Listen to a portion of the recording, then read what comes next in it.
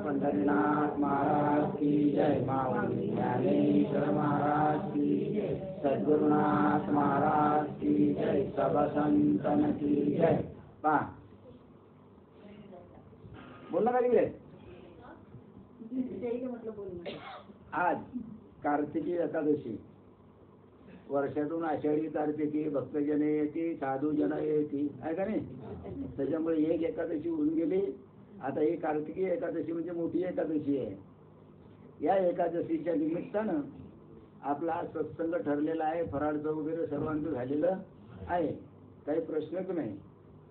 तर या एकादशीच्या निमित्तानं आपल्याला अमृतानुभवामधलं हे पहिल्या प्रकरणामधलं जो तिसरा श्लोक आपला राहिलेला होता, तिसरा श्लोक, त्याचं वर्णन या ठिकाणी आपल्याला करायचं आहे. पहा,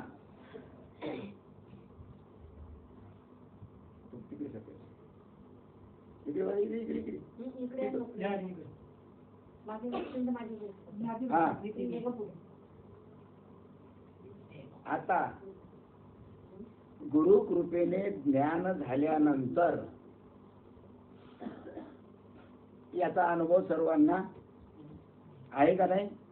हा, गुरु कृपेने ज्ञान झाल्यानंतर अद्वैत प्रतीती येते. त्या ठिकाणी द्वैत नाही, द्वैताचा संबंध नाही, द्वैत शिल्लक राहत नाही. द्वैत म्हणजे भेद, भेद म्हणजे फरक, फरक म्हणजे मी आणि तू यामधलं अंतर. मग गुरुकृपेनं ज्ञान झाल्यानंतर अद्वैत प्रतीती येते, म्हणजे अद्वैताची प्रचिती येते, अद्वैताचा अनुभव येते. त्यावेळेस ब्रह्मज्ञानाने प्रकृतीला अत्यंत भावरूप करून टाकलेले असते. प्रकृतीला अत्यंत भावरूप म्हणजे त्या ठिकाणी जी प्रकृती आहे या प्रकृतीचा अत्यंत अभाव होतो. अभाव होतो म्हणजे प्रकृतीच शिल्लक राहत नाही, म्हणजे प्रकृतीलाच गिळून टाकलेलं असते. बरोबर आहे? अद्वैतामध्ये असते त्यावेळेस प्रकृतीचा त्या ठिकाणी अत्यंत अभाव झालेला असतो. तेव्हा त्या ब्रह्माच्या ठिकाणी प्रकृतीचा कोणताही विशेष भासत नाही. प्रकृतीचा कोणत्याच प्रकारचं काही शिल्लक नाही. पृथ्वी, पाणी, अग्नी, वारा, आकाश, नाही काय, मी, तू, जग, कोणत्याच प्रकारचं काहीही शिल्लक राहत नाही. ते सर्व कार्यकारण भावाहून वेगळे. असं जे ब्रह्म आहे हे सर्व कार्यकारण भावाहून काय वेगळं आहे आणि सर्व विशेषांच्या अत्यंत भावाचे अधिकरण या रूपाने प्रतीतीला येते. आणि म्हणून ब्रह्माच्या ठिकाणी सर्व प्रकृती कार्य विषयाचा अत्यंत भाव दर्शविलेला आहे. म्हणजे ब्रह्माच्या ठिकाणी कोणत्याच प्रकारचं प्रकृती कार्य नाही, कोणत्याच प्रकारचं देहाचं कार्य नाही, कोणत्याच प्रकार देवताचं कार्य नाही, तुमचं नाही, आमचं नाही, जगाचं नाही, कोणतंच कार्य नाही. त्या ठिकाणी अद्वैत स्वरूप प्राप्त झाल्यानंतर, गुरु कृपेनं अद्वैत स्वरूप प्राप्त झाल्यानंतर प्रकृतीचा अत्यंत अभाव त्या ठिकाणी निर्माण होते. आणि यालाच ब्रह्माचे प्रकृतीला गिळणे असे म्हणतात. आणि त्याच वेळेस काय होते, जे ब्रह्म आहे हे ब्रह्म त्या प्रकृतीला गिळून टाक. आता ब्रह्मानं ज्या वेळेस प्रकृतीला गिळून टाकलेलं असते त्यावेळेस काही शिल्लक राहत नाही. त्यावेळेस काही शिल्लक राहत नाही, कारण ब्रह्मा गिळून टाकलेलं असतं प्रकृतीला. म्हणजे त्या ठिकाणी प्रकृती सुद्धा शिल्लक राहत नाही, प्रकृती म्हणणारे सुद्धा कोणीही राहत नाही. आता ज्यावेळी देवोदेवीची विशेषावस्था म्हणजे जगत जेव्हा असते, आता हे झालं ब्रह्माचं कार्य. ब्रह्माची प्रचिती गुरु कृपेने आल्यानंतर प्रकृतीचं कार्य बंद. बरोबर आहे. आता देवोदेवीची विशेषावस्था म्हणजे जगत जेव्हा असते, ज्या वेळेस जगाची निर्मिती होते, ज्या वेळेस जग असते, ज्या वेळेस हे पृथ्वी म्हणजे पंचमहाभूत असतात, मन बुद्धी चित्त अहंकार, जे काही आता डोळ्यानं आपल्याला सर्व दिसते जग, हे जग ज्या वेळेस असते तेव्हा प्रकृती अहंकारापासून स्थूल ब्रह्मांडापर्यंत परिणामाला प्राप्त झालेली असते. उत्पत्ती झाली, नवीन जग निर्माण झालं नाही काय. ज्या वेळेस जगाची उत्पत्ती होते त्यावेळेस प्रकृती काय करते की अहंकारापासून या स्थूल ब्रह्मांड म्हणजे जे डोळ्यानं दिसते ते स्थूल. आता हा देह डोळ्यानं दिसतो, हा कसा आहे, स्थूल आहे. म्हणजे जेवढं काही डोळ्यानं तुमच्या म्हणजे जे काही दिसेल पृथ्वी पाणी अग्नी वारा आकाश वगैरे वगैरे सूर्य चंद्र सूर्य तारागण जे काय असेल नसेल ते सर्व हे ब्रह्मांड. बरोबर आहे. मग प्रकृती काय करते, प्रकृती ही अहंकारापासून स्थूल ब्रह्मांडापर्यंत परिणामाला येते. परिणामाला येते म्हणजे तिचं कार्य सुरू होते. तोपर्यंत कार्य सुरू होत नाही. आणि मग देव, जो देव आहे, जे ब्रह्म आहे, ते काय करते, ईश्वर काय करते की हिरण्यगर्भ विराट प्राज्ञ तेजस विश्व या स्वरूपाला प्राप्त झालेला असतो.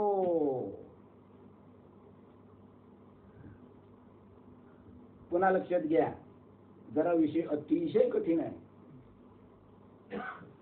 काय होते, प्रकृती ज्या वेळेस अहंकारापासून स्थूल ब्रह्मांडापर्यंत, आता ब्रह्मांड म्हणजे तुम्हाला माहित आहे सर्व ब्रह्मांड म्हणजे चंद्र आले सूर्य आले तारांगण आले, काय त्याला म्हणतात स्वर्ग मृत्यू पाताळ 21 काय म्हणतात त्याला 21 काय 7 स्वर्ग 21 काय ते काय सर्व सर्व सर्व जे डोळ्यात दिसते ते देवी देवता अमुक तमुक धमुक.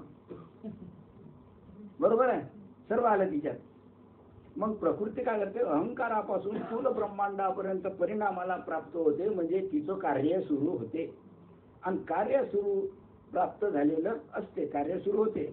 आणि मग देव काय करतो, मग ईश्वर हिरण्यगर्भ विराट प्राज्ञ तेजस आणि विश्व या स्वरूपाला प्राप्त झालेला असतो. ज्या वेळेस प्रकृती स्थूल ब्रह्मांडापर्यंत परिणामाला प्राप्त झालेली असते त्यावेळेस ईश्वर हिरण्यगर्भ विराट प्राज्ञ तेजस आणि विश्व या स्वरूपाला तो प्राप्त होतो. म्हणजे तिथून त्याचं कार्य सुरू होते. वास्तविकता कार्य सुरू होते असं म्हणायला जागा नाही, कारण मुळातच तो अविनाशी आहे. बरोबर आहे. जेव्हा स्थूलाचा लय सूक्ष्मात होतो, आता हे एवढं मोठं सांगण्यापेक्षा आपण आपल्यावरच घ्या, स्वतःवर जर घेतलं तर हा विषय कळेल. नाही तर 100 जन्मही घेतले हा विषय कळणार नाही. बरोबर आहे. जेव्हा स्थूलाचा लय सूक्ष्मात होतो, ज्या वेळेस स्थूल हे जे शरीर आहे, मनुष्य ज्या वेळेस मरतो त्यावेळेस त्याचा हा स्थूल देह काय होतो, नाहीसा होतो. आणि सूक्ष्म देह घेऊन देह तिथं सोडतो आणि सूक्ष्म देह घेऊन तो आपल्या परिणामाला प्राप्त होतो. तेव्हा प्रकृतीने ईश्वराचा विराटपणा गिळून टाकलेला आहे. प्रकृती काय करते, त्या ईश्वराचा विराटपणा त्यानं गिळून टाकलेला आहे. केव्हा, ज्या वेळेस स्थूलाचा लय सूक्ष्मात होतो. आपल्यावरून समजा स्थूल देहाचा लय म्हणजे स्थूल देहाचा नाश हा सूक्ष्मामध्ये होतो. सूक्ष्म म्हणजे जे डोळ्यानं दिसत नाही. मनुष्य मेल्यानंतर अंतःकरण, मन, बुद्धी, चित्त, अहंकार वगैरे सर्व असतात की नाही, त्या वासना वगैरे सर्व असतात की नाही, त्याच्या इच्छा वगैरे सर्व असतात की नाही, तो झाला सूक्ष्म देह. मळ पडलेलं राहते आणि सूक्ष्म देह त्या देहातून निघून जातो. बरोबर आहे. तेव्हा प्रकृतीने ईश्वराचे विराटपण गिळून टाकलेले असते. प्रकृती काय करते, जे ईश्वराचं जे विराटपण आहे हे विराटपण स्वतः गिळून टाकते. ईश्वराचं विराटपण प्रकृती गिळून टाकते, विराटपण गिळून टाकते. म्हणजे नाहीसा केलेला असतो. आणि हे झालं प्रकृतीचं काम. विषय कठीण आहे बरं, डोक्याला ताण देणारा विषय आहे. डोक्याला ताण देणारा विषय आहे हे. काही काय म्हणतो त्याने गोष्टी नाही. बरोबर आहे. कोणा वाचून दाखवतो पहा. जेव्हा स्थूलाचा लय सूक्ष्मात होतो तेव्हा प्रकृती काय करते, प्रकृती काय करते, त्या ईश्वराचा जो विराटपणा असतो हा विराटपणा म्हणजे आता थोडक्यात सांगतो, हिरण्य विराट अव्याकृत देव म्हणजे त्याला म्हणतात प्रकृती देव किंवा मूळ प्रकृती. हे झाले 3 ब्रह्मांडाचे देव. कोणाचे? ब्रह्मांडाचे. आणि आपलं म्हटलं म्हणजे विश्व, तेजस आणि प्राज्ञ हे आपलं. मग आपल्यावरून विराटाची आपल्याला समजूत करून घ्यायची आहे. ज्यावेळी आपल्याला समजेल आपलं देहाचं विचार आपण करू त्यावेळेस त्या ब्रह्मांडाचा म्हणजे पिंडाचा ज्या वेळेस विचार करू त्यावेळी ब्रह्मांडाचा या ठिकाणी विचार करता येईल, नाही तर विचारच करता येणार नाही. मग ते प्रकृती काय करते, प्रकृतीला अन्न नाही बरं, ब्रह्माच्या खालोखाल प्रकृती. तसं पाहिलं तर ब्रह्मा आणि प्रकृती दोन्ही वाचेपाता एकच आहे. पण ते प्रकृती काय करते, या ईश्वराचा जो विराटपणा आहे हा विराटपणा गिळून टाकते. म्हणजे ईश्वराचा विराटपणा सुद्धा गिळणारी प्रकृती आहे. मग ती केवढी येशील, कशी येशील याचा अंदाज आतापर्यंत कोण केला नाही. म्हणजे नाहीसा करून टाकते. विराटपणा त्याचा जो असतो हा काय करतो, नाहीसा करून टाकतो. आणि ईश्वर काय करतो, मग ईश्वर प्रकृतीचा स्थूलपणा खलास करून टाकतो. प्रकृतीचा स्थूलपणा ही जी प्रकृती आहे या प्रकृतीचा जो हा स्थूलपणा आहे हा खलास करतो. म्हणजे ज्या वेळेस आपल्याला आत्मज्ञान होते, ब्रह्मस्वरूपाची प्राप्ती होते, त्यावेळेस या स्थूल देहाचा या देहाची त्याला आठवण राहत नाही. असं जसं मनुष्याचं आहे असंच या ब्रह्मांडामध्ये त्याचं चालू आहे. ब्रह्माने प्रकृती आणि पुरुषाचं कळून राहिलं काय? मग समजण्याकरता आपण स्वतः आपल्याकडे ते विषय लावून घ्या. म्हणजे आपलं समजलं म्हणजे प्रकृती पुरुषाचं किंवा ब्रह्मांडाचं तुम्हाला समजेल. बरोबर आहे. पहा मग ईश्वराने प्रकृतीचा जो स्थूलपणा आहे हा नाहीसा केलेला असतो. म्हणजे प्रकृतीचा जो स्थूलपणा आहे हा शिल्लक राहत नाही. मग सूक्ष्माचा लय पुन्हा कारणात होतो. कारण स्थूल, सूक्ष्म आणि कारण. स्थूल हे याच्या आतमध्ये, सूक्ष्म म्हणजे वासना देह किंवा लिंग देह आणि त्याच्या आतमध्ये कारण देह. बरोबर आहे. मग या सूक्ष्माचा लय कारणात होतो. ज्या वेळेस ईश्वर हा प्रकृतीचा स्थूलपणा नाहीसा करतो त्यावेळेस त्या स्थूलाचा लय आपोआपच कारणामध्ये होऊन जातो, त्याचाही लय होऊन जातो कारणात, बरोबर आहे. त्यावेळेस प्रकृतीने ईश्वराचा हिरण्यगर्भपणा खलास केलेला असतो. मग प्रकृती काय करते? प्रकृती काही कमी नाही, जेवढं ब्रह्म तेवढी माया, जेवढी पुरुष तेवढीच प्रकृती, बरोबर आहे. मग मग प्रकृती काय करते की त्या ईश्वराचा जो हिरण्य गर्भपणा आहे हा हिरण्य गर्भपणा नाहीसा करून टाकते, बरोबर आहे. आणि ईश्वराने प्रकृतीचा सूक्ष्मपणा नाहीसा केलेला असतो. ती सुद्धा ईश्वर काय करतो? ईश्वराने त्या प्रकृतीचा सुद्धा जो सूक्ष्मपणा आहे हा सूक्ष्मपणा सुद्धा नाहीसा केलेला असतो. प्रकृतीचा सूक्ष्मपणा म्हणजे पहा, आपला सूक्ष्मपणा म्हणजे वासना देह मेल्यानंतर जे असते ते दिसते, काय गेल्यावर नाही. जसा तसंच प्रकृतीचा सूक्ष्मपणा आहे.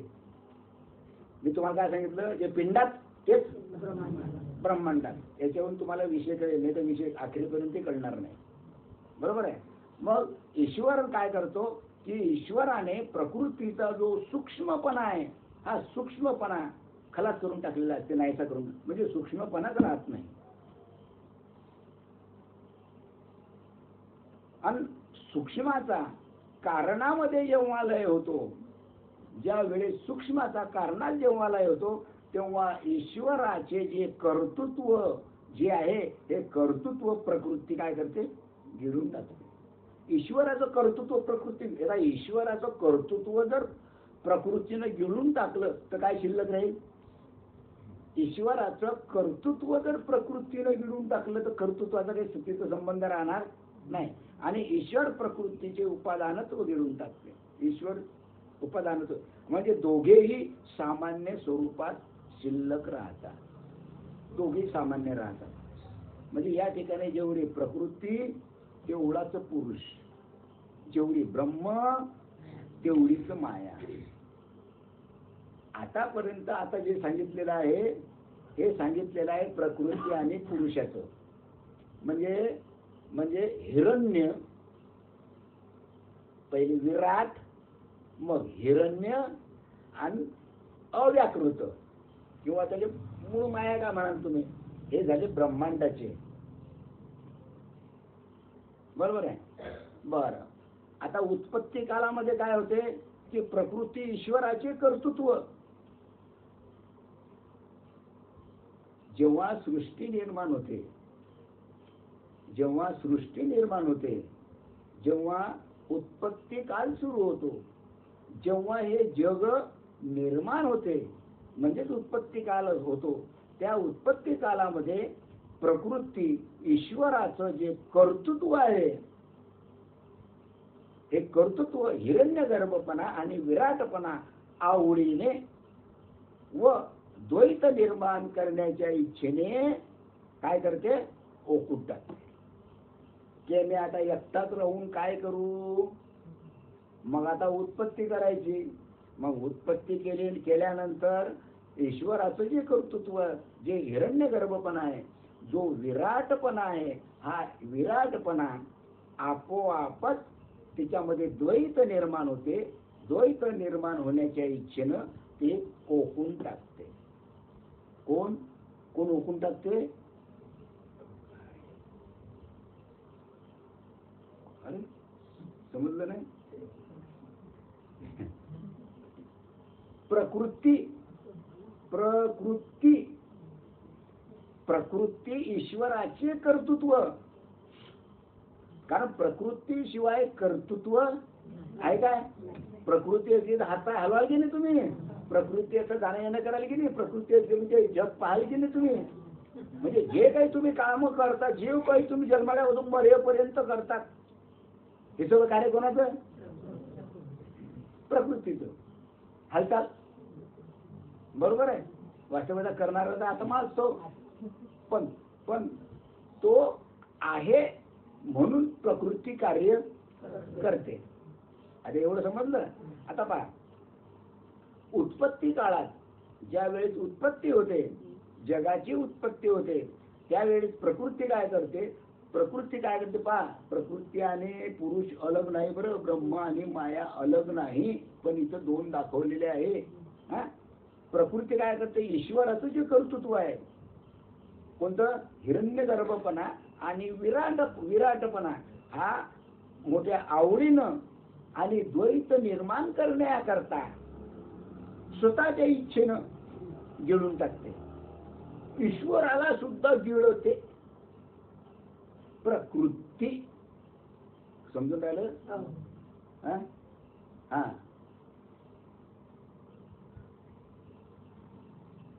मग प्रकृती ईश्वराचे कर्तृत्व, हिरण्यगर्भपणा आणि विराटपणा आवडीने आणि द्वैत निर्माण करण्याच्या इच्छेने उकळून टाकते. तेव्हा ईश्वर काय करतो, जगाचा कर्ता होऊन, मग ईश्वराचं कार्य कोण करायला, जगाचा, ईश्वर जगाचा कर्ता होऊन स्थूल आणि सूक्ष्म सृष्टीचा अभिमानी होतो. ईश्वर जगाचा कर्ता होतो आणि तो स्थूलही होतो आणि सूक्ष्मही होतो. पहा, ईश्वर हा जगाचा कर्ता आहे. तसं जर पाहिलं तर कर्ता कोण, ईश्वरच आहे. भगवंतच कर्ता आहे की नाही? अरे भगवंत कर्ता आहे म्हणून तुम्ही हातपाय हलवतात, घरून इथपर्यंत येतात, संसार करता. ईश्वर करता आहे म्हणून. मग ईश्वर करता फक्त एकट्याच आहे काय? नाही, तो ईश्वर हा जगाचा करता आहे. मग जगाचा करता ईश्वर असल्यामुळे स्थूल आणि सूक्ष्म सृष्टीचा तो अभिमानी होतो की मी आता स्थूल सृष्टी निर्माण करतो, सूक्ष्म सृष्टी निर्माण करतो. कारण करता कोण आहे? मी. म्हणजे स्थूल आणि सूक्ष्म सहित ते ब्रह्म कार्य करते. स्थूल आणि सूक्ष्म सहित ते ब्रह्म कार्य करते. म्हणजे आपल्या भाषेत सांगतो, हा स्थूल आणि आतमध्ये मेल्यानंतर जो असतो तो सूक्ष्म, स्थूल आणि सूक्ष्म, बरोबर आहे. हा जो देह आहे, हा देह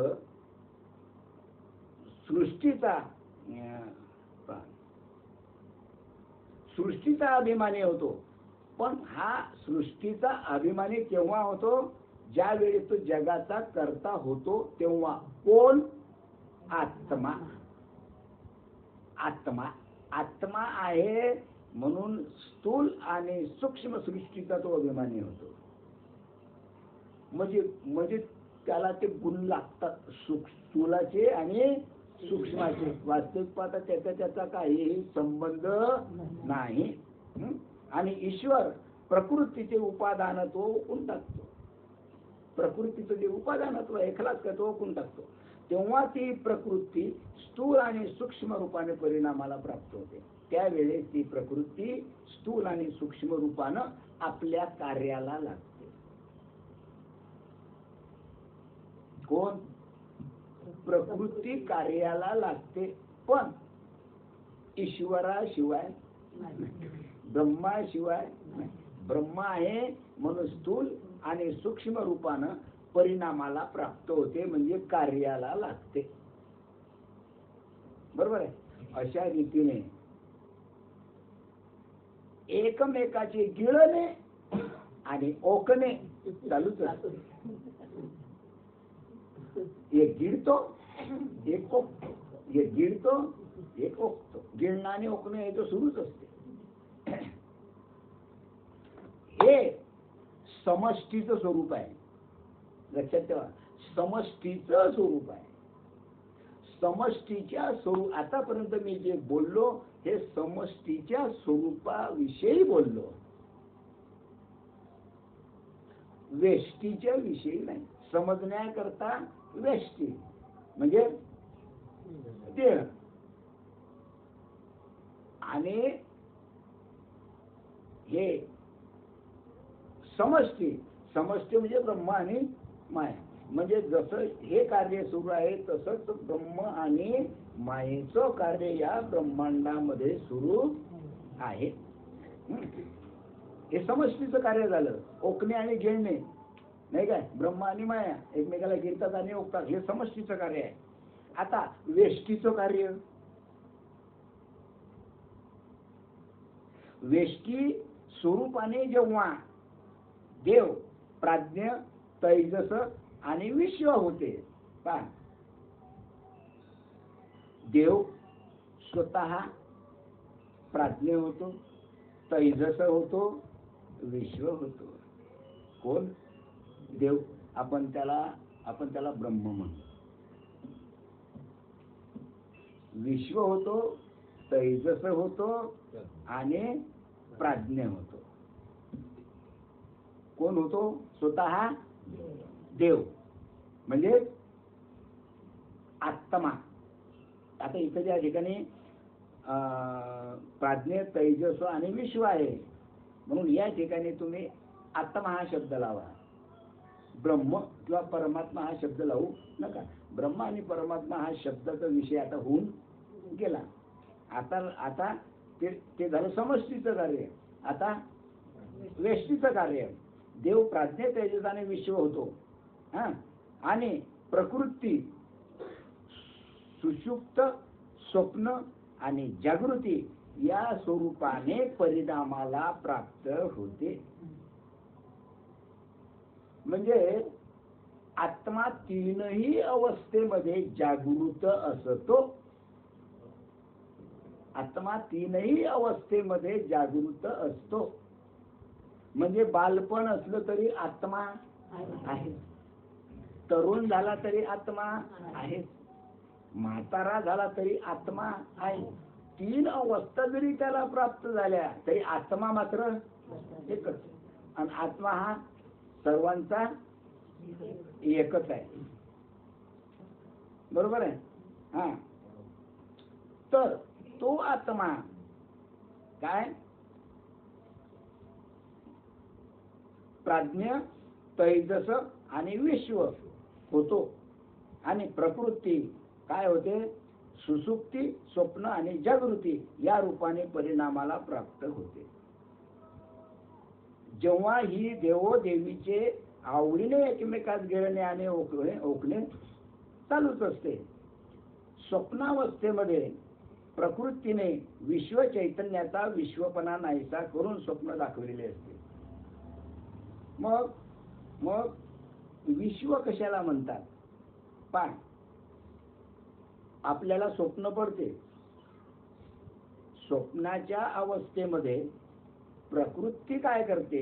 विश्व चैतन्याचा विश्वपणा जो आहे हा विश्वपणा खलास करते, विश्वपणा नाहीसा करते आणि आपल्याला स्वप्न दाखवते.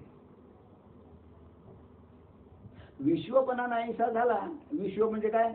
जे डोळ्यांनी दिसते ते सर्व, जे डोळ्यांनी दिसते ते सर्व. अरे आहे की नाही विश्व? हे दिसून राहिलं डोळ्यानं, हे विश्व. बरोबर आहे. मग हा जो विश्वपणा आहे हा विश्वपणा खलास होतो.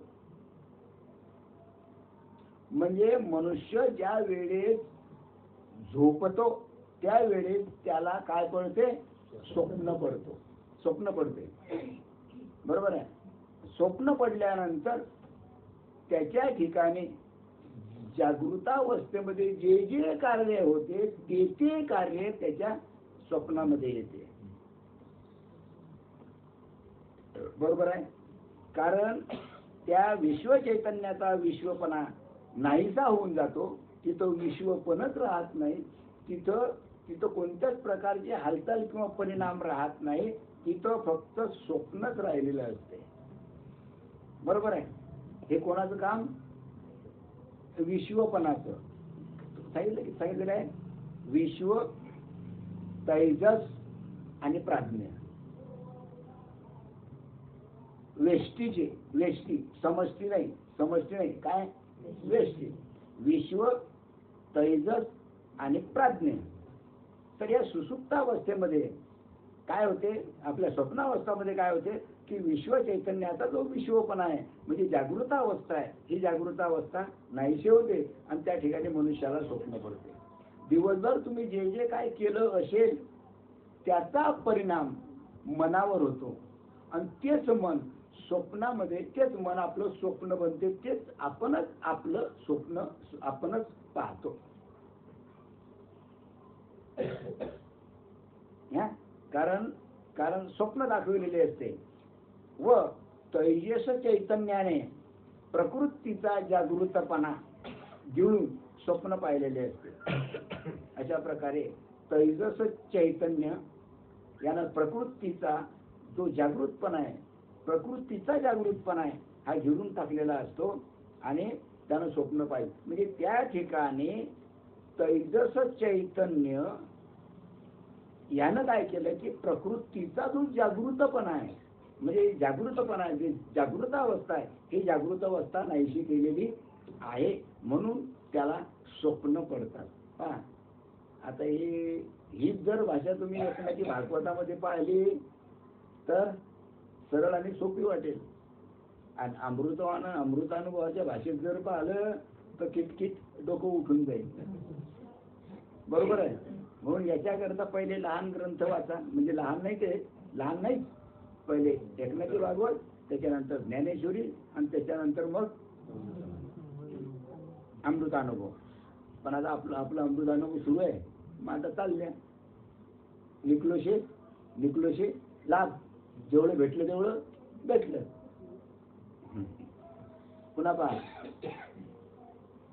स्वप्नावस्थेमध्ये प्रकृतीने विश्व चैतन्याचा विश्वपणा नाहीसा केलेला असतो आणि त्या ठिकाणी स्वप्न दाखवलेले असते आणि तैजस चैतन्याने प्रकृतीचा जो जागृतपणा आहे हा गिळून टाकतो आणि त्या ठिकाणी आपल्याला स्वप्नाचा भास होतो. आता सुसुप्ती अवस्थेमध्ये आता स्वप्नामध्ये जागृतावस्था नसते, स्वप्नामध्ये सुसुप्ती अवस्था नसते. बरोबर आहे. आणि सुसुप्ती अवस्थेत प्रकृती काय करते की विश्व चैतन्याचे कर्तृत्व आणि भोक्तृत्व आणि प्रमाणत्व आणि तेजासाचे ज्ञातृत्व गिळलेले असते. सुसुप्ती म्हणजे त्या ठिकाणी सुसुप्तीच्या ठिकाणी मूढ अज्ञानावस्था असते. सुसुप्ती म्हणजे काय? जागी नाही आणि स्वप्नही नाही अशी जी सुसुप्ती अवस्था आहे या सुसुप्ती अवस्थेमध्ये काय तैजसाचे ज्ञातृत्व त्याने गिळलेलं असते. कोण गिळलेलं असते? कोण गिळलेलं असते?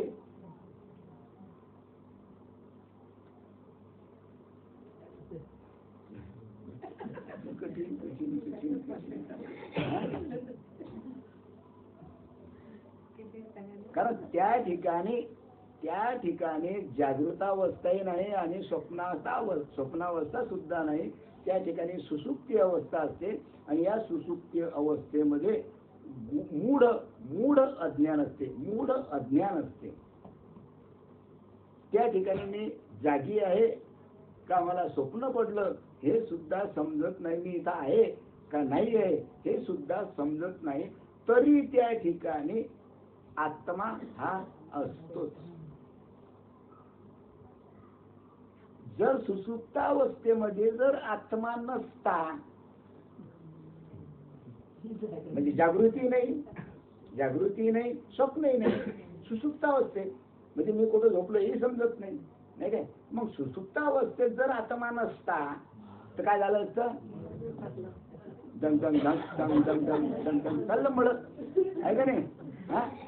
मग सुसुप्तावस्थेमध्ये जरी स्वतःच्या देहाचं त्याला भान नसलं, जागृतही नाही स्वप्नही नाही, तरी सुद्धा या अवस्थेमध्ये सुसुप्ती अवस्थेमध्ये आत्मा हा असतोच, पण तो मूढ अज्ञानावस्थेमध्ये असतो. अज्ञानावस्थेमध्ये असतो, त्याला काही समजत नाही. उदाहरणार्थ एक उदाहरण सांगतो तुम्हाला. मक्याचा दाणा घ्या वाळलेला, कोणती अवस्था आहे ती? सुसुप्त अवस्था आहे.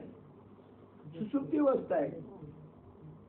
जागृत अवस्थाही नाही आणि स्वप्नावस्थाही नाही. ती सुसुप्ती अवस्था आहे. जागृतावस्था केव्हा येईल? तेव्हा तो मक्याचा दाना परिणामाला प्राप्त होईल. म्हणजे तुम्ही पेराल, त्याच्या खत द्याल, पाणी येईल वरून, आणि काय म्हणतात ते ढगफुटी होईल त्या टाइमला. मग तो मक्याचा दाना काय येईल? वर येईल. बरोबर आहे. म्हणजे तो परिणामाला प्राप्त झाला. मग नव्हता काय? तो सुसुप्तावस्थेत होता. तो सुसुप्तावस्थेत होता. बरोबर आहे. हा, मग हे झालं. आता प्राज्ञ चैतन्याने प्रकृतीचे जागृती स्वप्न गिळून मूळता अनुभवलेली असते. प्रकृतीचं जे जागृत स्वप्न आहे, जागृत स्वप्न गिळून टाकते आणि त्या ठिकाणी त्याला मूळता निर्माण झालेली असते. कशाला? सुसुप्ती अवस्थेमध्ये. अशा रीतीने स्वप्नावस्थेमध्ये तैजसाने सुसुप्तीतील प्रकृतीची मूढता गिळून टाकलेली असते. स्वप्नावस्थेमध्ये तैजसाने सुसुप्तीमध्ये असलेली जी प्रकृतीची मूढता आहे, मूढता म्हणजे अज्ञानावस्था आहे, ही गिळून टाकलेली असते. आपल्या स्वयंप्रकाश स्वरूपाने प्रकाशित केलेले असते. हेच तेजसाचे ओकणे. मग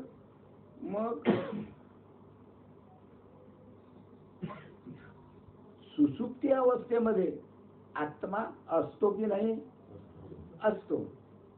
जर नसतं तर मग, पण तो असतो. तो आहे. जागृतावस्था असो, स्वप्नावस्था असो, सुसुप्ती अवस्था असो, तिन्ही अवस्थांमध्ये तो असतो. बरोबर आहे. जर सुसुप्ती अवस्थेमध्ये मग आपल्याला तर काही कळत नाही, कारण मन अंतःकरण त्या स्वरूपाशी एक काय झालेले असते? एकरूप झालेले असते. त्याच्यामुळे त्याला देहाचं भान राहत नाही. आणि म्हणून पण आत्मा तर असतो. म्हणून तो काय म्हणतो सकाळी उठता बरोबर, आज काय मस्त छान झोप लागली, मस्त झोप लागली, गाढ झोप लागली, आज मस्त झोप लागली, मन शांत झालं. सुसुप्तावस्थेमध्ये असतो. गाढ झोप लागली म्हणतो तो, पण तरी सुद्धा तिच्यामध्ये अज्ञानावस्था असते. बरोबर आहे. आणि प्रकृतीने प्राज्ञातील सुसुप्तीचा अभिमान गिळून टाकलेला असतो आणि त्याला स्वप्न दशेला आणून तैजस रूपाने ओकलेले असते. अशा प्रमाणे ओकणं आणि जसं समष्टीचं ओकणं आणि गिळणं चालू असते, असंच आपल्या काय व्यष्टीचं सुद्धा ओकणं आणि गिळणं चालूच असते. मग अशा रीतीने प्रकृती आणि पुरुष, व्यष्टी समष्टी या दोन्ही अवस्थेत जगदुत्पत्ती, स्थिती, लय या तीनही अवस्थेमध्ये स्थूल, सूक्ष्म आणि कारण या तीन अवस्थेत एकमेकाला गिळतात आणि ओकतात. काय? अशा प्रकारे प्रकृती आणि पुरुष, व्यष्टी आणि समष्टी, व्यष्टी आणि समष्टी या दोन्ही अवस्थेमध्ये जगाची उत्पत्ती होते, जगाची पालन पोषण होते आणि जगाचा लय होते या तीनही अवस्थांमध्ये. आणि स्थूल, सूक्ष्म आणि कारण या तीनही अवस्थेमध्ये ते एकमेकाला काय करतात? गिळतात आणि ओकतात. म्हणजे या ठिकाणी समष्टी म्हणजे ब्रह्मा आणि माया, आणि व्यष्टी म्हणजे आपल्यावरून उदाहरण घ्या. हे व्यष्टीचं उदाहरण. वेगवेगळे द्वैत दाखविण्याची या दोघांना इच्छा झाली म्हणजे ते एकमेकांना वेगवेगळ्या अंशाने घेऊन वेगवेगळे अंश ओकतात. अद्वैत अवस्थेत मात्र ब्रह्मानेच प्रकृतीला गिळून टाकलेले असते. मग अद्वैत अवस्था अशी असते की ब्रह्मानच त्या प्रकृतीला गिळून टाकले. ज्यावेळी ब्रह्म प्रकृतीला गिळून टाकतो त्यावेळी प्रकृतीच राहत नाही, त्यावेळी त्याला अद्वैताची प्राप्ती होते, अद्वैताचा अनुभव येतो. बरोबर आहे. प्रकृतीचाच अत्यंत भाव त्या ठिकाणी झालेला असतो. म्हणजे प्रकृती शिल्लक राहिली, प्रकृतीचा अभाव झालेला असतो त्या ठिकाणी. तेथे ओकणे आणि गिळणे याचा संबंध नाही. ओकणं आणि गिळणं याचा संबंध नाही, कारण प्रकृतीचा त्या ठिकाणी अभाव असतो. बरोबर आहे. आता या शिवशक्तीची रूपे अनिर्वचनीय आहे हे पुढील ओळीतून स्पष्ट करतात. शिव आणि शक्ती म्हणजे ब्रह्मा आणि माया यांची जी रूप आहे हे अनिर्वचनीय आहे हे दाखवलेले आहे. जे एकची नव्हे एक सरे, बा एकची नव्हे एक सरे, ते एक तर नाहीच पण एक सरे, एक तर नाहीच पण एक आहे. बरोबर आहे. दोघा दोन्ही पण नाही पुढे काही नेनो साकार आहे स्वरूप जी. अरे याचं स्वरूपच सगळं, हे स्वरूपच कसं आहे. हे प्रकृती आणि पुरुष एक सारखे नाही. प्रकृती अलग आहे, पुरुष अलग, त्या ब्रह्म अलग आहे, माया अलग आहे. हे एक सारखे नाही. तिच्यामध्ये ब्रह्म हे अविनाशी आहे, निर्गुण आहे, निराकार आहे. आणि माया हे कशी आहे, कशी आहे, ती सुद्धा निराकार आहे, ती सुद्धा निर्गुण आहे. कोण? माया. निर्गुण आणि निराकार. जसं ब्रह्म म्हणजे जेवढी पावर ब्रह्माची आहे तेवढीच पावर मायेची आहे. बरोबर आहे. हे प्रकृती पुरुष एकसारखे नाही आणि एकही नाही. एक म्हटलं तर नाही, कारण एक आहे जळ आणि एक आहे चेतन. चेतनाचा नाश नाही, जळाचा नाश होतो. प्रकृती हे जळ आहे, तिचा नाश होतो. म्हणजे एक चित आहे आणि एक जळ आहे, एक चैतन्य आहे, एक नाश पावणार आहे. म्हणून ते दोघ जण एकसारखे नाही. पण जगाला कारण दोघही आहे. जगाची उत्पत्ती जर व्हायची असली तर दोन पाहिजे, ब्रह्म आणि माया, चित्त आणि जळ. हे झालं जळ, याच्या आतमध्ये आहे चित्त. हे चित्त आहे आणि हे जळ आहे, म्हणून जगाची उत्पत्ती आहे. नुसतं चित्त जर असतं तर निर्गुण निराकार असतं. त्या पोकळीमध्ये जसं आहे तसं दिसलंच नसतं. आणि नुसतं जळ म्हटलं असतं तर त्या जळानं हालचालच केली नसती. झालं जळ, हालचाल नाही, काही नाही, काही नाही. तिच्यात आत्माच नाही तर काय. बरोबर आहे. मग जगाला कारण दोन आहे, चितही आहे, जळ. म्हणजे जळाशिवाय चित नाही, चिताशिवाय जळ नाही. कारण जगाला दोघेही कारण असल्यामुळे एकही नाही. जगाला कारण असल्यामुळे ते एक सुद्धा नाही. कसे आहे ते अलग अलग आहे. पण परमार्थता दोघातील एकपणा पूर्णपणाने सिद्ध होत नाही. जर परमार्थात जर पाहिलं तर दोघातला दोनपणा सिद्ध होत नाही. दोघातला दोनपणा सिद्ध होत नाही, पूर्णपणा सिद्ध होत नाही. तो पूर्ण होतच नाही. कारण दोन समान सत्तेची असती तर दोनपणा सिद्ध झाला असता. समान सत्तेची जर दोघं असते तर त्याचा दोनपणा सिद्ध झाला असता. पण हे समान सत्तेत नाही. प्रकृती अलग आहे, पुरुष अलग आहे, जळ अलग आहे, चेतन अलग आहे. म्हणजे दोघही समान सत्तेची आहे की नाही. दोन समान सत्तेची असती तर दोनपणा सिद्ध झाला असता. मग ही समान सत्तेची आहे की नाही. कोणापासून पहा पहा. जगाला कारण, जगाला दोघेही कारण आहे, एवढं समजलं. हा, ते एकही नाही. पण परमार्थता दोघातील दोनपणा पूर्णपणे सिद्ध होत नाही. दोघातला दोनपणा पूर्णपणे सिद्ध होत नाही. कारण दोन समान सत्तेची असती तर दोनपणा सिद्ध झाला असता. दोघं जर समान सत्यच असते तर त्याचा सिद्धपणा समान झाला असता, पण ते दोनपणा त्याचा सिद्ध करता येत नाही. आहे दोन पण सिद्ध करता येत नाही. आहे दोन पण तिच्यातला एक गेला की तो त्याच्याशी एकरूप होतो, राहतो शिल्लक.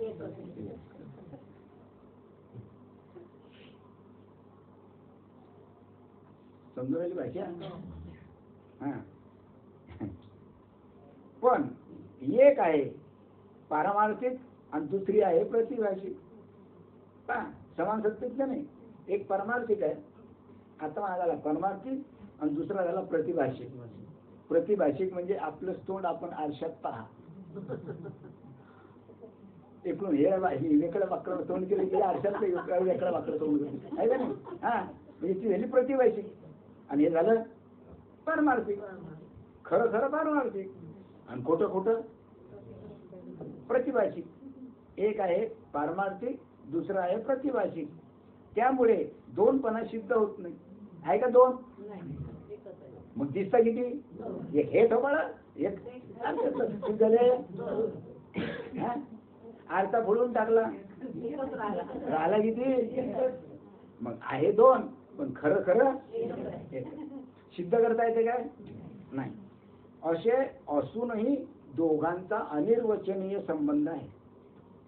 अनिर्वचनीय, त्याचा विचारच केल्या जात नाही. कसं आहे, काय आहे, आतापर्यंत अजूनपर्यंत कोणालाच काहीही समजलं नाही आणि समजणारही नाही.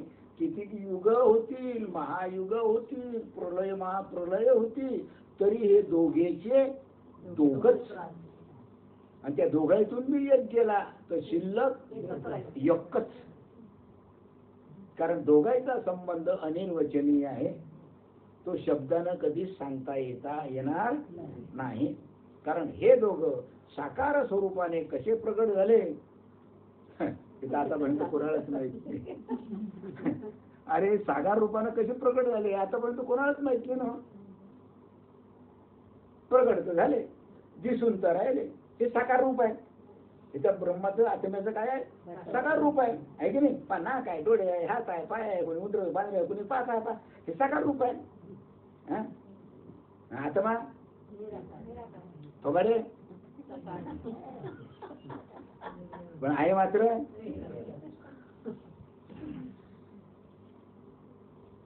कसं काय समजायचं?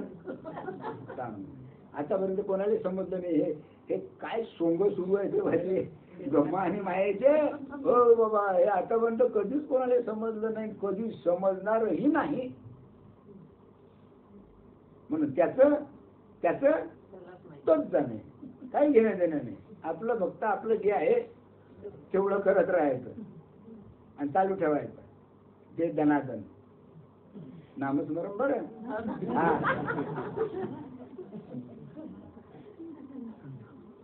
कठीण आहे रे बाबा, कठीण कठीण. म्हणून ज्ञानेश्वर महाराजांनी पहिल्या ओळीमध्ये जगाचं कारण देवी देवो देवी असे आहे सांगितलेलं आहे की देव आणि देवी म्हणजे ब्रह्म आणि माया हे जगाचं मूळ कारण आहे. जग निर्माण होण्याकरता हे दोघं जण कारणीभूत आहेत. ज्ञानेश्वर महाराजांनी सांगितलेलं आहे. त्यात देव सत्य आहे, देव सत्य आहे आणि देवी कल्पित आहे. देव खरा आहे आणि देवी खोटी आहे. मग आम्ही कोणाला बसतो? देवीला. पण ते देवीच कोण होते? देव कोणच होते नाही.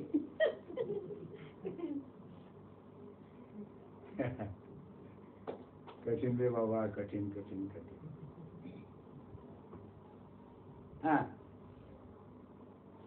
तिच्यामधलं एक सत्य आहे आणि दुसरं कल्पित आहे. कल्पित म्हणजे कल्पना केलेलं. जे कल्पना करतो ते सर्व नाशिवंत, नाही काय? नाही काय? आणि देव मात्र सत्य, आत्मा मात्र सत्य, परमात्मा मात्र सत्य. आणि याच्या व्यतिरिक्त जेवढं काही आहे ते सर्व कल्पित आहे, सर्व मनानं तयार केलेलं आहे.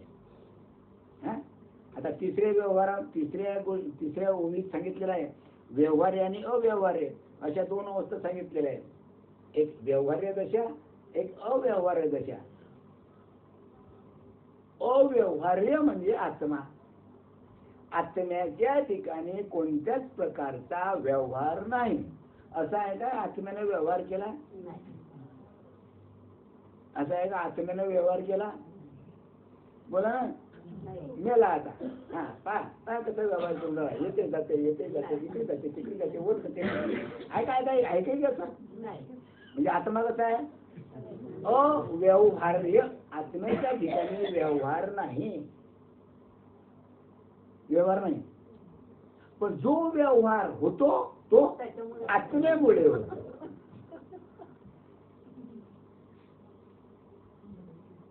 मग अवस्था दोन.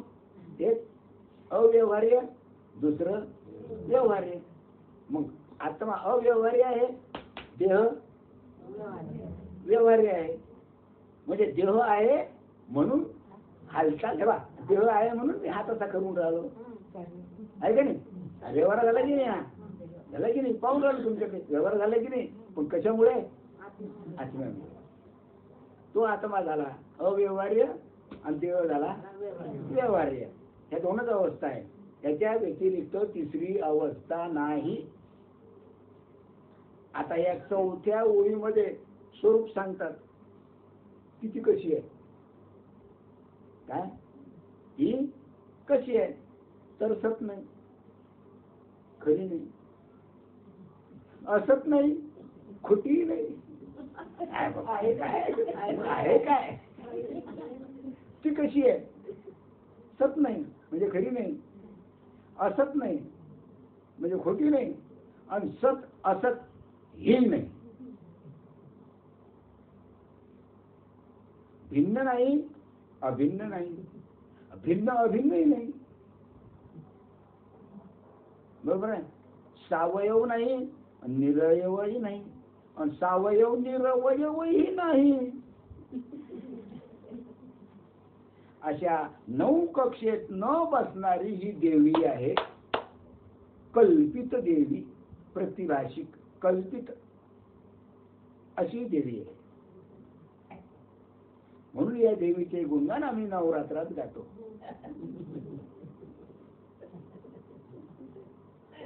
बापा काय काय करता त्या देवी करता. बापा बापा बापा किती उपास तापास. अरे अरे अरे अरे अरे. पण ती देवीच ब्रह्मा आहे याचा अनुभव मात्र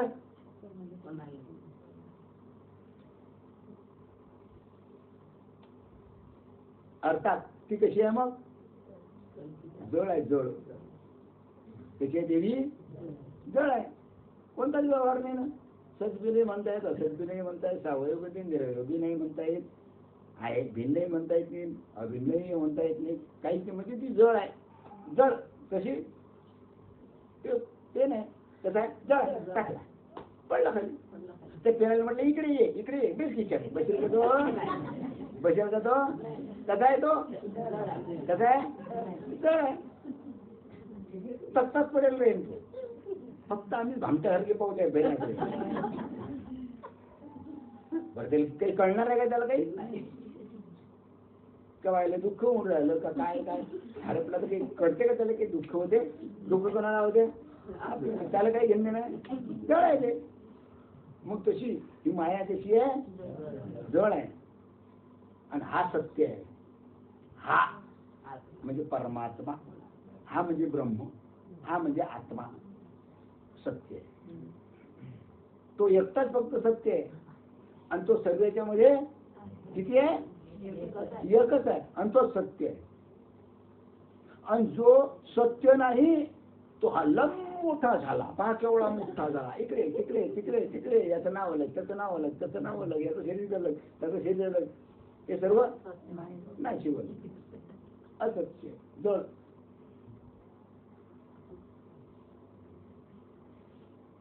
ती जळ आहे. हा ती जळ आहे. हा कसा आहे? सत्य आहे. म्हणजे खरं आहे. या दोघांना एक म्हणावे, एकही नाही. या दोघांना जर एक म्हटलं तर एकही नाही. व या दोघांना दोनपणा पूर्ण आहे असे म्हणावे तसंही नाही. काय बोलाल, कसं बोलाल, बोलताच येत नाही. कारण हे दोघे पूर्ण म्हणावे, हे दोघे पूर्ण म्हणावे तर द्वैतात पत्ती दोष येईल. पूर्ण जर म्हटलं दोघे तर द्वैतापत्तीचा द्वेष येईल, म्हणजे द्वैताचा दोष येईल आपल्यावर पूर्ण जर म्हटलं तर. पण हे दोघं पूर्ण नाही. दोन असत आहे म्हणावे तर ते सिद्ध होणार नाही. असत आहे म्हणावे, खोट आहे म्हणावं तर ते काही सिद्ध होणार नाही. कसं खोटं कसं का म्हणतात तुम्ही? म्हणून श्री ज्ञानेश्वर महाराज म्हणतात की जे एकच नव्हे एक सरे, दोघा दो पण नाही पुरे. हे दोघे दोनपणाने पूर्ण आहेत. काय पा हे दोघे म्हणजे कोण? देव आणि देवी, प्रकृती आणि पुरुष, ब्रह्माने शराने, विठ्ठलाने रामाने सीता, शिवाने शक्ती. हे दोघे पूर्णपणाने पूर्ण आहेत असं जर म्हटलात, असं जर तुम्ही म्हटलं, मोक्ष मिळणार नाही. दोघं जर पूर्ण आहे असं जर म्हटलं तर मोक्ष मिळणारच नाही. मोक्षच मिळणार नाही. भांडण होती नाही. ब्रह्म म्हणेल मी मोठा, माया म्हणेल मी मोठी. तो चालू देणार नाही, ती चालू देणार नाही, तो चालू देणार नाही, ती चालू देणार नाही. वेळ बसणार नाही. कशामध्ये? या दोघात. मग मोक्ष कुठं राहिला? मोक्ष मिळेल काय? नाही. हे दोघे दोनपणाने पूर्ण आहेत असं जर म्हटलं, कारण एक आहे जड आणि एक आहे चेतन. कसं काय मिळवायचे नाही काय? आणि एक कसं म्हणाल तुम्ही? व एक आहे म्हणावे, एखादा व्यवहारच नाही. एक जर म्हटलं तर एखादा व्यवहारच नाही. ब्रह्मा आणि माया एकच आहे. व्यवहार होईल? व्यवहार होईल? होईल काय? होणारच नाही व्यवहार. कसं काय व्यवहार होईल? ब्रह्मा आणि माया एकत्र केली, व्यवहार होईल काय? मग ते मायाच ब्रह्म होईल. मग या ब्रह्मांडात ते ब्रह्म ओतप्रोत भरलेलं आहे की नाही? मग हे पोकळीमध्ये जे ब्रह्म आहे ते एक व्यवहार होऊन राहिला काय? ते व्यवहार करून राहिले काय? मग व्यवहार करण्याकरता काय पाहिजे? देह पाहिजे, जळ पाहिजे. म्हणून असे लक्षात घ्यावे की नेहमी मनुष्याला जे करावे वाटते, मनुष्याला जे नेहमी जे करावे वाटते ते तिच्यामुळे. कोणामुळे? कोणामुळे? प्रकृतीमुळे, मायेमुळे. आणि माया आहे म्हणून करा वाटते. मायाच नाही तर काय आहे? तो तर बिचारा आहेच बदल. काही घेणं घेणं नाही त्याला. सर्व चितंबे कोण करते? उडवीच कोण करते?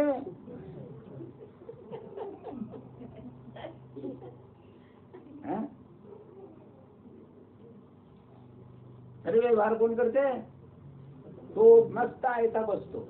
ही त्याला घेणं देणं नाही. सर्व हे चितंबे करते, सर्व व्यवहार हेच करते. तुम्हाला काय पाहिजे? हे पाहिजे का? हे घालते, हे त्याला खाऊ घालते.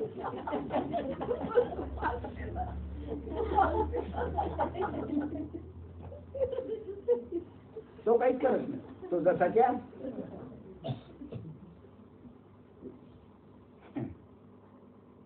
मग मनुष्याला जे करावे वाटते ते तिच्यामुळे. पण तिला राहण्याकरता तो पाहिजे. तिला राहायचं, पण त्याच्याशिवाय ते राहू शकत.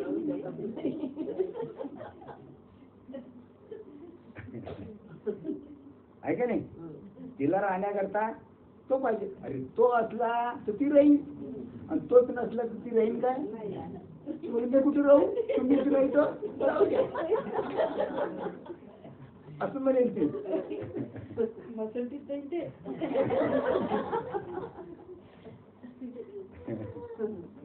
कधी नाही बा. कारण ते काय म्हणजे मला तर तुमच्याशिवाय काही किंमतच नाही. अव तुम्ही आहे म्हणून मी आहे.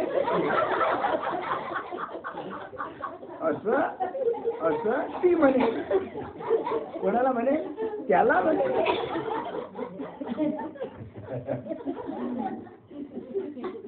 नाही तर मला कोण हुमते असं ती म्हणे. म्हणून ती काही त्याला सोडत आणि त्याला काही तिच्याशिवाय करमत. कठीण रे बापा. काय प्रकृती पुरुषाचा खेळ आहे हा. अरे अरे अरे अरे काय प्रकृती पुरुषाचा खेळ आहे. किती मजेशीर आहे.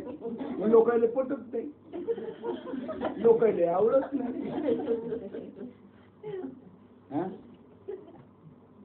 अरे रामा कठीण काम अरे बाबा. काही समजलं तो आणि ती. तुम्ही म्हणता पुरुष चुपचाप बसते, प्रकृती सर्व करते. सर्व बाया घासून राहिलं माझं नाही मग आहेच ना कसे असं कोण नाही. असं कोण नाही. माणसामध्ये ती आहेस ना. माणसात ती नाही काय. तो चुपचाप आहे. अशी नजर नाही हसणं म्हणजे हालचाल करणं. म्हणजे मी नाही हसत. तुम्हाला हसायचं असेल तर हसा, पण तो काही तिच्याशिवाय हसू शकत कठीण रे बाप्पा. कठीण कठीण कठीण.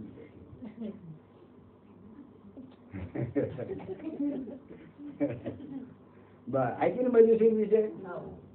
काय हो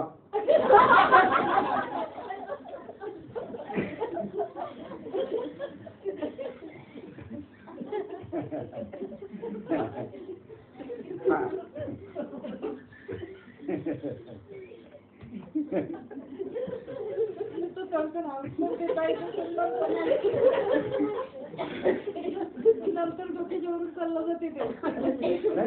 हे लक्षात राहते ना. प्रकृती पुरुषाला म्हणजे मजेशीर आहे ते लक्षात राहिले ना. हा हा ते तिच्यामुळे. पण तिला राहण्याकरता तो पाहिजे. बरोबर आहे. म्हणजे त्याच्यामुळे तिचे अस्तित्व सिद्ध होते. अरे तो आहे म्हणून अस्तित्व सिद्ध आहे प्रकृतीचं. तो आहे म्हणून याला किंमत. या प्रकृतीला काय किंमत आहे. त्याच्यामुळे तो आहे म्हणून. बरोबर आहे. ती असली म्हणजे तिच्या सत्व गुणामुळे परमार्थ करावा वाटतो. पण परमार्थ करतो. ती असली तर परमार्थ करावा लागतो. तिच्या सत्वगुणामुळे तो परमार्थ करतो. बरोबर आहे. हाच पूज्य व्यवहार आहे. रजामुळे म्हणजे पहा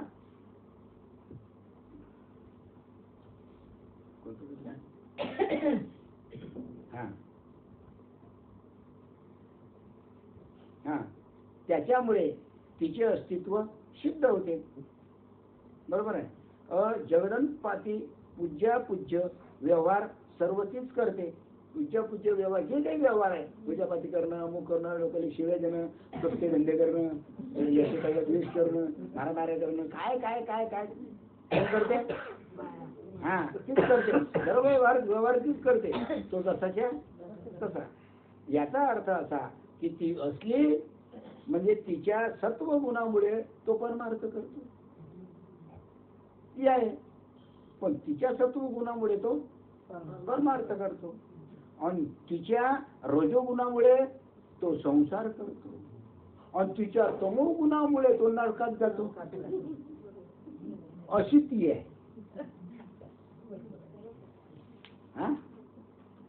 आहे का नाही. निश्चित व्यवहार करतो म्हणजे नरकात जातो. बरोबर आहे. बोर झालं का तिकडे ऐकते की नाही. आणि तिला जर सोडले कोणाला कोणाला? हा, प्रकृतीला, मायेला, तिला जर सोडले तर मनुष्याला काहीही करावे वाटत नाही. हिला जर सोडून दिलं मनुष्याला काय करावं वाटते? काहीच नाही, आहे पडेल, काहीच करावं वाटत नाही. अर्थात व्यवहारात या दोघांची सुद्धा अपेक्षा आहे. जर व्यवहार करायचा असले तर दोघंही पाहिजे, प्रकृती पाहिजे, पुरुषही पाहिजे, व त्या दोघांचं हे जग आहे. जगामध्ये पहा, दोनच दिसतील, प्रकृती आणि पुरुष, ब्रह्म आणि माया, दोघच आहे. संपूर्ण ब्रह्मांडामध्ये तुम्ही फिरले तर दोनच आहे. काय आहे? ब्रह्म आणि माया, किंवा प्रकृती आणि पुरुष. पूर्ण जग जरी निर्माण केलं प्रकृती पुरुषानं तरी किती राहिले? दोघच, प्रकृती आणि पुरुष. दाखवा तिसरा दाखवा. या जगात तिसरं दाखवा मला. तिसरं काय आहे? काहीच नाही. किती आहे? फक्त दोन. त्या दोघांचे हे जग आहे. संपूर्ण जग म्हणजे दोघं. म्हणून तिचे जग आहे असे म्हटले तरी मध्ये तो असतो. प्रकृतीचं जग आहे असं जरी म्हटलं तरी त्याच्या मध्ये तो असतो. या प्रकृतीचं जरी जग आहे असं जरी म्हटलं तरी तो तिच्यामध्ये आहे की नाही? आहे की नाही आत्मा? आहे की नाही आत्मा? आणि त्याचे जग असले असे म्हटले तरी मध्ये तो असतो. त्याच्याशिवाय तिला किंमत नाही, त्याच्याशिवाय त्याला किंमत नाही. ब्रह्माशिवाय माया नाही, मायेशिवाय ब्रह्म नाही. जसे व्यवहारामध्ये उदाहरण दिलं, व्यवहारामध्ये हे अगोदर सांगायला पाहिजे होतं, सांगत होतो पण म्हटलं तर हे विषय घेऊन जाईल. व्यवहारामध्ये हा बापाचा मुलगा आहे, हा बापाचा मुलगा आहे म्हटले तरी त्यात आईचा संबंध बापाचा मुलगा आहे.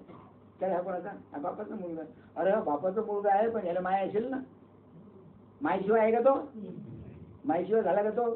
नाही. म्हणजे हा बापाचा मुलगा म्हटलं तरी माया आपोआपच आली. बरोबर आहे. आईचा संबंध असतो व आईचा हा मुलगा आहे म्हटलं तरी तिथे बापाचा संबंध आहे. पण व्यवहार असा आहे, व्यवहार कसा आहे? व्यवहार असा आहे की मुलगा बापाचा आहे. व्यवहारात आहे ना, तुमचं नाव काय आहे? तुमच्या बापाचं नाव. हा व्यवहार आहे. आता आपण आणि आपला बाप. माईचं नाव घेतो का आपण? नाही, बापाचं नाव घेतो. की मुलगा बापाचा आहे असे म्हणणे शोभते. मग काय म्हणणं शोभते सांगा? काही म्हटलं तरी सारखंच आहे. तसे ब्रह्मापासून जग झाले, ब्रह्मापासून जग झालं हे म्हणणं शोभते. जग हे ब्रह्मापासूनच झालं. आणि झालं तरी त्याच्याशिवाय नाही झालं. थोडक्यात सांगायचं म्हणजे याला एकही म्हणता येत नाही, दोनही म्हणता येत नाही. ब्रह्म आणि माया दोन जरी अलग अलग दिसले तरी मुळामध्ये पाहिलं तर दोन्ही कसे आहेत? एकच आहे. दोन नाही. शेवटी ज्ञानोबारायांनी यांचे बाबतीत कानावर हात ठेवले. ज्ञानेश्वर माऊलीने कानावर हात ठेवलं.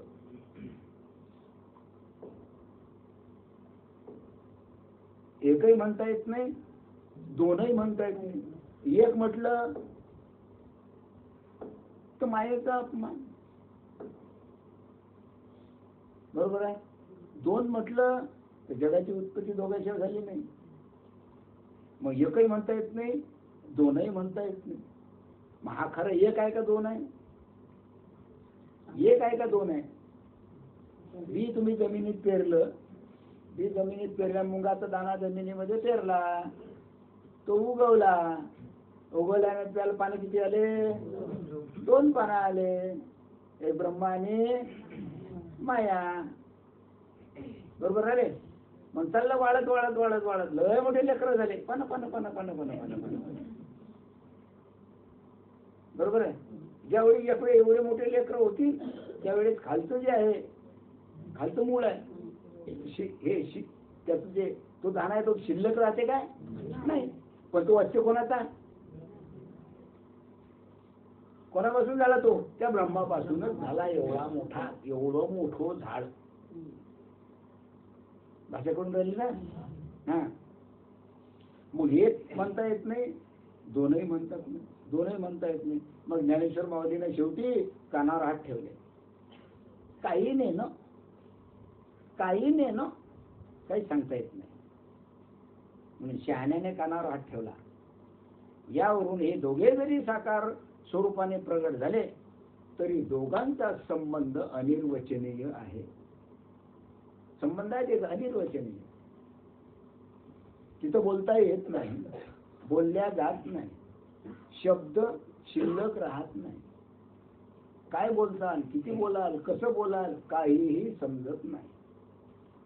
कारण त्याचा संबंधच अनिर्वचनीय आहे म्हणून बोलता येत नाही. एक तर झालं की